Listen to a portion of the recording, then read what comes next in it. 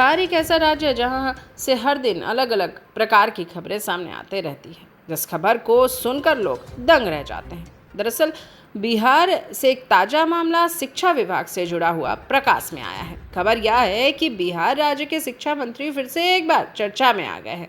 अब शिक्षा मंत्री चंद्रशेखर सिंह को लेकर एक नया खुलासा हुआ है कि जिस कॉलेज में वह प्रोफेसर के पद पर पदस्थापित है, वह पिछले साल से कभी कोई क्लास उन्होंने जाकर अटेंड नहीं किया है, ना ही कॉलेज की रजिस्टर में उनकी उपस्थिति की कोई हाजिरी है। लेकिन इसके बाद भी वेतन के रूप में भारी भरकम राशि का लाभ लेते आ रहे हैं।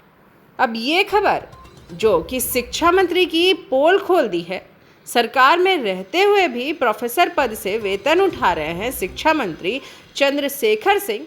इस पर आरएलजेपी के राष्ट्रीय प्रवक्ता देवजानी मित्रा कहती हैं कि बिहार की सियासत आए दिन चर्चा में रहती है।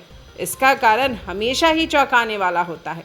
15 साल पहले कॉलेज में डॉक्टर चंद्रशेखर क्लास भी लेते थे और छात्र छात्राओं को पठन पाठन भी कराते थे।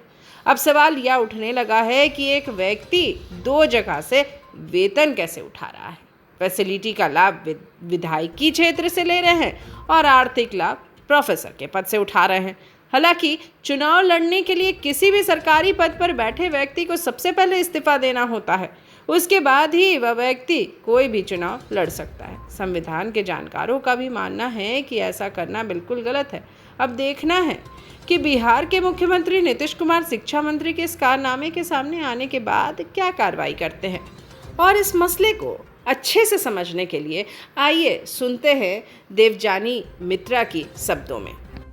बिहार में जब चारों तरफ एक दंगे का माहौल है, उसके बीच अचानक से हमारे शिक्षा मंत्री, एजुकेशन मिनिस्टर चंद्रशेखर जी, जो हमेशा कुछ दिनों पहले तक भी कभी रामचरितमानस को लेकर, कभी कुछ चीज़ों को लेकर हमेशा अपने एक अलग एंगल जो क्रिएट करते रहते, जो शायद भूल गए कि उनके कार्यकाल में उनको छात्रों या छात्राओं के बारे में जो सोचना चाहिए था वो तो उन्होंने सोचा नहीं।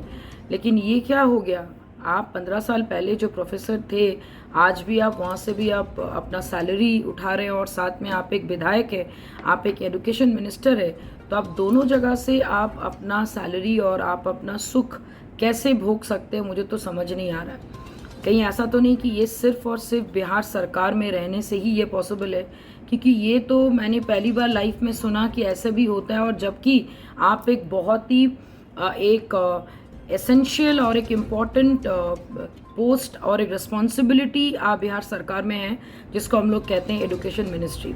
एजुकेशन मिनिस्ट्री के साथ साथ आप एक सरकारी, जब आप चुनाव लड़ते हैं तो सबसे पहले आपको सरकारी नौकरी से आपको इस्तीफा देना होता है।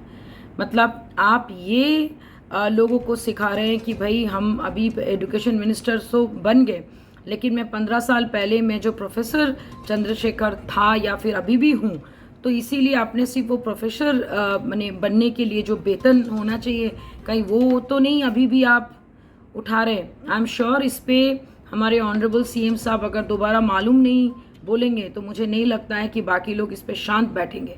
तो काइंडली इसका कम से कम उत्तर दें, क्योंकि आपका हमेशा रामचरितमानस के ऊपर टिप्पणी सुन सुन के हमारे तो कान पक गए। Now you need to answer कि आप इस ढंग के हरकत एक इतने रिस्पॉन्सिबल जगह पे रह के आप क्या छवि दिखाना चाहते हैं युवाओं को, आने वाले पीढ़ियों को, कि भाई ऐसा ही करके अगर चलता रहा तो सोचिए आप जिस जगह पे आप 15 साल पहले आप जहाँ पे प्रोफेसर थे उस जगह पे आज तक आप गए नहीं। लास्ट शायद आपने 1995 या 1996 में आपको पाया गया था वहाँ पे, और आपका वहाँ पे अटेंडेंस भी नहीं है, लेकिन आपको सैलरी आपको पूरी आ रही है और दोनों हाथ में लड्डू लेके आप बैठे हुए हैं। तो आई एम श्योर इस बार ऑनरेबल सीएम उनकी इस्तीफा की मांग करेंगे, नहीं तो आई एम श्योर कि इस बार भी आपको युवा जो आपसे ऑलरेडी नाराज़ हैं, और जैसे कि आप सीटेक बीटेक बोलिए या फिर कोई भी बाकी चीज़ों का अभी तक समस्याओं का समाधान जिस ढंग से करना चाहिए आप नहीं कर पाए, इस पे भी आपको जवाबदेही तो देनी होगी।